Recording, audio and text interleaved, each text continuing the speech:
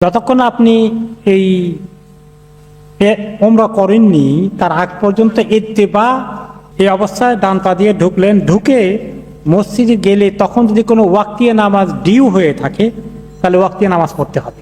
জামাত হয়ে যাবে তাহলে জামাত পড়ে না, আর যদি জামাত হয়ে গেছে আপনার ওয়াক্তিয়া নামাজ ডিউ আছে ওটা পড়ে ফেলে।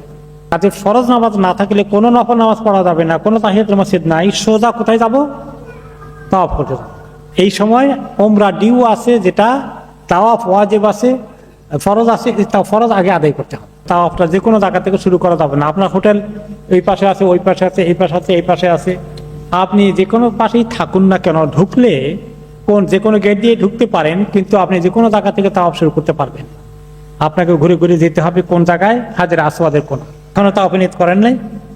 যখন এই জায়গায় আসলেন, আসার আখ্যান দিয়ে রেডি করতে ফেললেন, এখানে এসেই আপনি দেখবেন যে সবাই হাত তুলে আল্লাহু আকবার অথবা বিসমিল্লাহ আল্লাহু আকবার দুটোটা যায়। এভাবে হাত তুলে বিসমিল্লাহ আল্লাহু আকবার অথবা আল্লাহু আকবার বলে তাওয়াফ শুরু হয়ে গেল।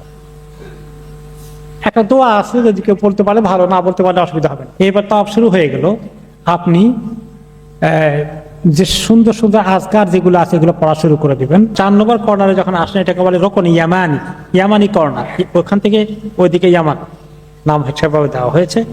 তো এই জায়গার মধ্যে রোকন ইয়ামানি থেকে হাজরে আসওয়াদ পর্যন্ত এই জায়গার মধ্যে বেশি বেশি করে যেটা পড়বো আমরা, রব্বানা আতিনা ফিদ দুনিয়া হাসানা ওয়া ফিল আখিরাতি হাসানা ওয়া কিনা আযাবান নার।